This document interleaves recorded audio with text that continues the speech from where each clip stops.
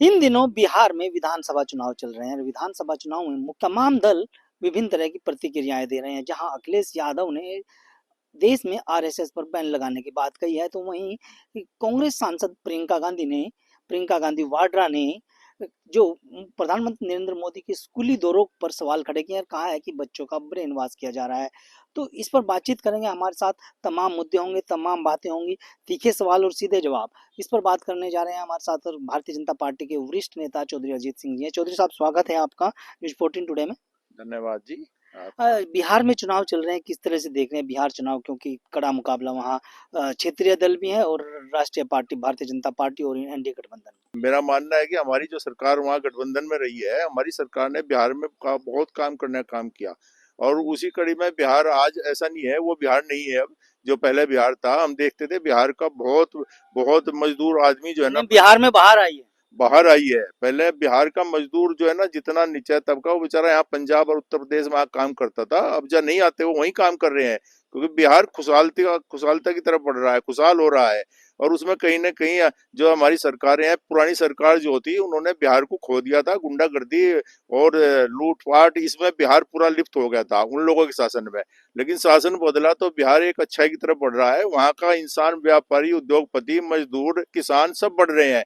उसका कारण है कि सरकार वहाँ बहुत अच्छे काम कर रही है, और उस सरकार का काम अच्छा होगा तो वो चमकेगा भी। और जब सरकार काम करेगी तो जनता अपने आप उन्हें दोबारा लाने का काम करेगी। मुझे ऐसा लग रहा है कि वही वहाँ की जनता कर रही है। ये नेता लोग उलट पुलट उगल पुगल रहे हैं, वो ठीक नहीं है, उनके लिए ठीक नहीं है। बिहार में एनडीए गठबंधन है। एनडीए गठबंधन में एक चेहरा मुख्यमंत्री का नीतीश कुमार है, तो वहीं प्रधानमंत्री नरेंद्र मोदी भी वहां पर लगातार रैलियां कर रहे हैं। तो कौन से चेहरे को जनता वो ज्यादा पसंद कर रही है? देखो, मोदी जी एक ऐसा चेहरा है, भारत का सबसे लोकप्रिय चेहरा है।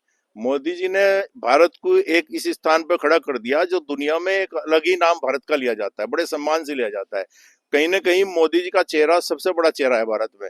भारत में नहीं, पूरी दुनिया में मोदी जी का चेहरे का आजकल चर्चाओं में रहता है। मोदी जी काम करके अपने चेहरे को चमकाते हैं, बातों से अपने चेहरे का ध्यान नहीं करते हुए कि बातें कर दी और चेहरा चमका लिया। मोदी जी ने जो भारत में किया है, उसी कार्य के लेकर उनके चेहरे की चमक है, उनकी चमक है, दुनिया उन्हें पूछ रही है। अब दूसरे लोग अपना फालतू की बातें करें कि हमने ये किया, हमने वो किया, ये तो हम 70-80 साल से, जब से देश आजाद है, सुनते रहे हैं। जो पार्टियां लंबे टाइम तक भारत की सरकारें बनाकर रखी है, जिन्होंने, उन्होंने भारत को दिया क्या? प्रियंका गांधी का कहना है कि मोदी जी स्कूलों में जाते हैं, वहां पर जो स्कूली बच्चे होते हैं उनका ब्रेन वॉश करने का काम किया जा रहा है। देखो, प्रियंका जी जो है, उन्होंने ये नहीं जानकारी, उन्होंने पहले जानकारी लेनी चाहिए पूरे भारत की। उनके नाना जी ने जानकारी ली थी गांव गांव जाके कि गांव क्या है, गांव में मजदूर किसान क्या है, वो कैसे जी रहा है। वो वहां तक तो ध्यान था नहीं। आज भारत दुनिया का सबसे बड़ा युवा है, और मोदी जी ने पता है कि भारत दुनिया का सबसे बड़ा युवा है, युवाओं को जागृत करना है। और जो युवा जागृत होंगे तभी देश बढ़ेगा। अब प्रियंका जी अपने ऑफिस में बैठ के, अपनी कोठी में बैठ के बात करती हैं, उनके लिए शोभा नहीं देता। उन्होंने भी, वो भी काम करे, जाइए युवाओं में मिले, बच्चों में, विद्यार्थियों में जाकर चर्चाएं करें, उनसे डिस्कशन करें, उनसे राहुल पूछें। गांधी जा तो रहे हैं। राहुल गांधी जी कहीं नहीं जा रहे हैं, सड़कों पे भीड़ लगाकर घूम रहे हैं। उनका किसी विद्यार्थी, आप कहाँ है अपने, हम सहारनपुर में रहते हैं, कभी सुना है राहुल गांधी किसी अपने इलाके में किसी भी बेसिक स्कूल में गए? कभी कभी नहीं गए, और ना कभी हमने सुना। पहले भी सरकारें रही इनकी, हमें जब भी नहीं सुना। अब मोदी जी जा रहे हैं तो उन्हें दर्द क्यों हो रहा है? इसलिए हो रहा है कि मोदी जी चाहते हैं कि भारत दुनिया का राजा बने। भारत जो है ना, भारत एक दुनिया में अपना स्थान पाए, और वो स्थान तभी पाएगा जब हमारा छोटा छोटा छात्र, युवा, बेरोजगार, वो चमकेगा। वो जब ही चमकेगा जब डायरेक्ट प्रधानमंत्री उनसे उनकी समस्याएं पूछ रहा है। प्रधानमंत्री उनकी समस्याएं पूछ रहा है, वे समस्याएं वैसे नहीं पूछ रहे हैं, वे समस्याएं पूछ रहे हैं कि वहां से हमें पता लगेगा कि हमारा युवा भटका हुआ है या कौन सी दिशा में जाना चाहता है। वो तभी ज्ञान होगा जब उनके बीच में बैठ के चर्चा करेंगे। इसलिए प्रधानमंत्री जी की सोच पॉजिटिव है। अगर हम बात करें ओबीसी, दलित, मुस्लिम, इस गठबंधन को किस तरह से देखते हैं? कहीं ना कहीं देखा जाए तो इनका सरकार बनाने में, गिराने में बहुत बड़ा योगदान रहता है। देखो, ये नेताओं का एक ढकोसला है। ये बहकाते हैं जनता को कि ये ओबीसी है, ये दलित है, ये मुस्लिम है। ये मुस्लिम, हम अपने सहारनपुर की बात करें, देखो यहाँ पे दलित मुस्लिम की चर्चा करते हैं लोग, गठबंधन गठबंधन। हम कैसे मान लेंगे गठबंधन? अरे भाई, आसपास के इलाकों में हम देखते हैं, सारे गाँव में धार्मिक स्तर पे कोई यात्राएं तो निकलने नहीं देता। ये इन पर प्रतिबंध लगा, वो हो जाता है। अब झगड़े हो जाते हैं, बवाल खड़े हो जाते हैं। और यहाँ तक कि अपने जो सभी लोग हैं बिरादरियों में उसमें बट जाते हैं। ये ठीक नहीं है, ये ठीक नहीं है। और अपने सांसद जी हम देख रहे हैं कि ये अपनी जाति की बात करते हैं, दलित की और इस्लाम की मुस्लिम की बात करते हैं, लेकिन कहीं देखो जहाँ पे मकान बना हुआ है कॉलोनियां सब जो है ना दलित समाज की है। अब कैसे हुआ है, कैसे कॉलोनियां बनी हो तो वो जाने।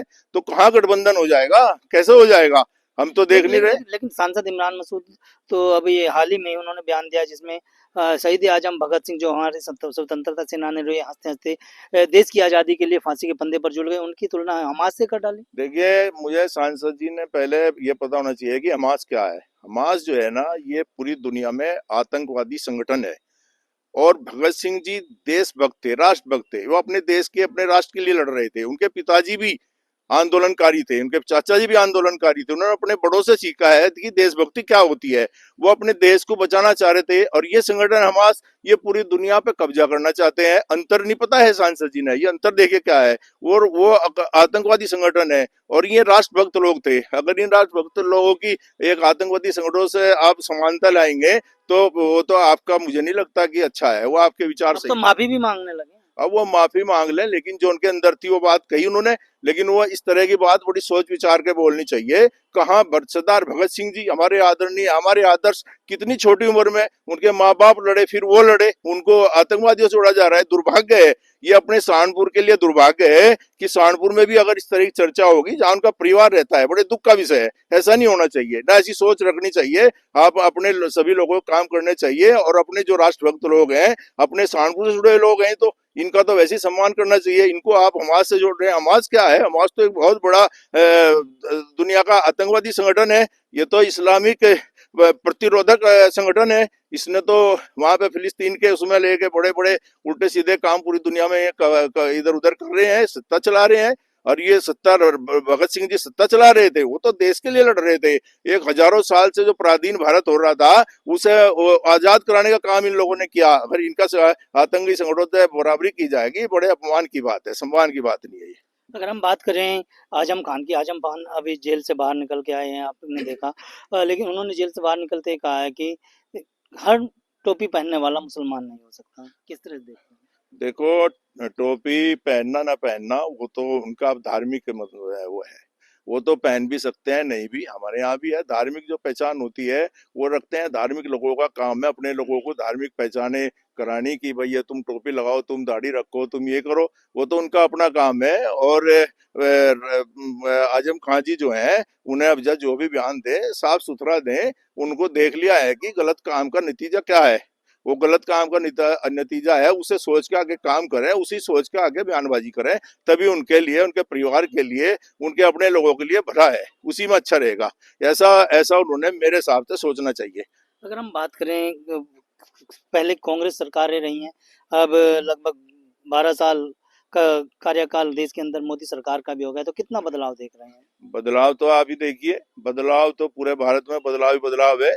अब से 20 साल पुराना भारत देखो और अब का भारत देखो। हम तो अपने सहारनपुर की चर्चा करते हैं, हमें जो रास्तों में जाना पड़ता था पहले, तो जिनके रिश्ते विश्ते होते थे सहारनपुर में आना अच्छा नहीं समझते थे। उन्हें पता था कि गड्ढे गड्ढे हैं, सड़कें ही नहीं है। अब पूरे भारत में घूम के देखो, रोडों के अलावा, रेलवे ट्रैक के अलावा ये इतना इतना है, रोजगार इतना मिल रहा है, युवा तो बढ़ रहा है। एयरपोर्ट भी बहुत बन गए, जहाज भी बहुत। एयरपोर्ट बन रहे हैं, जहाज उड़ रहे हैं। ऐसा नहीं है, सरकार पूर्ण रूप से इतना काम कर रही है। शायद इतना काम पिछले 80 साल में, 70 साल में दूसरी सरकारें रही, उन्होंने तो कुछ भी नहीं किया, उन्होंने तो 1% भी नहीं किया। जो भी काम कर रही है भारतीय जनता पार्टी की सरकार कर रही है, भारतीय जनता पार्टी का नेतृत्व कर रहा है। उन नेतृत्व में भारत के प्रति प्रेम है। वो अपने जानते हैं कि हमारा भारत है, हमें। विपक्ष तो ये कह रहा है कि भारतीय जनता पार्टी की सरकार जब से आई है, चाहे वो उत्तर प्रदेश में हो या फिर केंद्र में हो, तो भ्रष्टाचार बढ़ा है।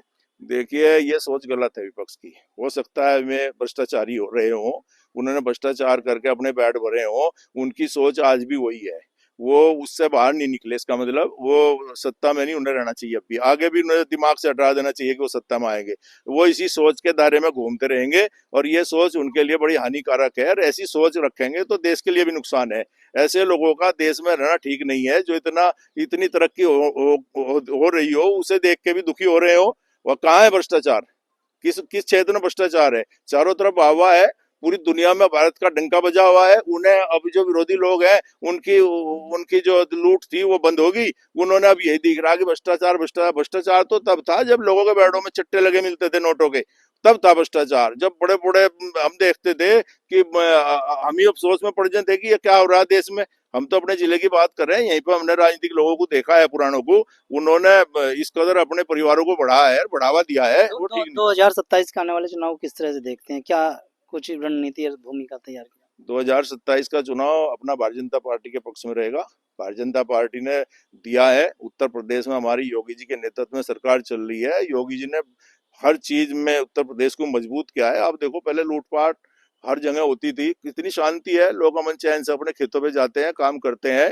वो बेटियां रात में अपना स्टूडेंट जाती हैं, रास्ते पे कोई टोकने वाला नहीं मिलता। ये छोटी बात है। इसी के बेस पे, विकास के बल पे ही चुनाव होगा। और विकास इतना है कि सरकार, मुझे लग रहा है, पूर्ण बहुत से बहुत अच्छी सीटें लेकर उत्तर प्रदेश के अंदर सरकार बनने वाली है। बहुत बहुत धन्यवाद चौधरी साहब। ये थे हमारे साथ चौधरी अजीत सिंह, जिन्होंने न्यूज़ 14 टुडे से बातचीत में साफ कर दिया कि जो बिहार में जो चुनाव चल रहा है उसमें एनडीए की सरकार बनेगी, क्योंकि प्रधानमंत्री नरेंद्र मोदी का एक ऐसा चेहरा है जो प्रदेश स्तर पर, देश स्तर पर ही नहीं बल्कि अंतर्राष्ट्रीय स्तर पर अपना एक पहचान बना चुका है, और उनके नाम पर ही बिहार की जनता वोट करेगी। तो वहीं जो तमाम विपक्षी नेता हैं वो जो बयानबाजी कर रहे हैं, तो कहीं ना कहीं उनके लिए भी उनका साफ तौर पर कहना है कि ये लोग बौखलाए हुए हैं। यही वजह है कि इस तरह की उल्टी सीधी बयानबाजी कर रहे हैं। वीडियो के बारे में आपकी क्या राय है, हमें कमेंट में जरूर। अगर आप ये खबर फेसबुक पर देख रहे हैं तो वीडियो को लाइक करके पेज को फॉलो करें। इसके अलावा अगर आप इस खबर से यूट्यूब के जरिए जुड़े हैं तो चैनल को सब्सक्राइब करके बेल आइकन दबाना बिल्कुल ना भूलें। नमस्कार।